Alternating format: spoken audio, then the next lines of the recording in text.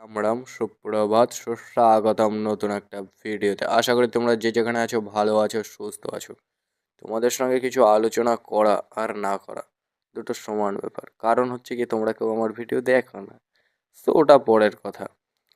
ওতে আমার যায় আসে না, কারণ আমার ভিডিওগুলো যে আজকেই তুমি দেখবে এমন কোনো মানে নেই।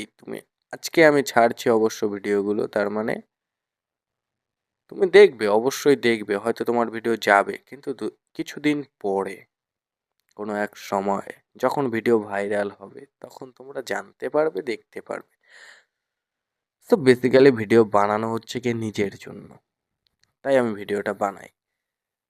তো তোমাদের আজকে আমি একটা সম্পর্কে কথা বলছি, সেটা হচ্ছে গিয়ে আমরা যতটা উন্নতি হচ্ছি, উন্নতির রাস্তায় যাচ্ছি, তার থেকে আমরা কিন্তু নিজেদের ক্ষতিটা বেশি করছি। এটা কি জানো?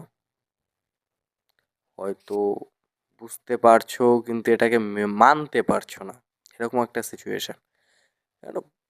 বিজ্ঞান আমাদের অনেক সাহায্য করে, অনেক হেল্প করে, কিন্তু এই বিজ্ঞানের দ্বারা আমাদের কিন্তু অনেক ক্ষতিও হচ্ছে। এই যে সায়েন্সের এত উন্নতি হচ্ছে, দিনে দিনে যে এত উন্নতি আমাদের কিন্তু প্রচুর হেল্প করছে, কিন্তু এটা ভুলে গেলে চলবে না। এর কারণে আমাদের কিন্তু ক্ষতিও হচ্ছে, কিন্তু আমরা ক্ষতিটাকে দেখি না, আমরা উন্নতিটাকে দেখি। আর এই উন্নতি হতে হতে একটা সময় আমাদের এই প্রকৃতির যা অবস্থা হবে, তাতে আমাদের বেঁচে থাকা বড় মুশকিল হয়ে দাঁড়াবে। আর এটা সত্যি, আর এটা বাস্তব, আর এটা ঘটবে। কিন্তু আমরা এটাকে মানতে চাই না, আমরা নিজেদেরকে সচেতন করি না,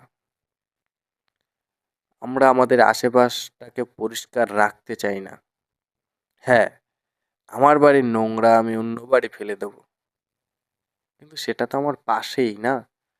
তার বাড়ি আমি যে নোংরাটা ফেলছি তার বাড়ি, তার মানে কি?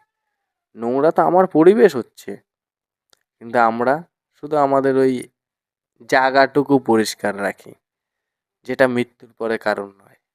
কিন্তু এই প্রকৃতি যে দূষণ হচ্ছে, সেই দূষণ তো আমাদের জায়গায়ও আসবে, আমরা যেখানে থাকি সেখানেও আসবে।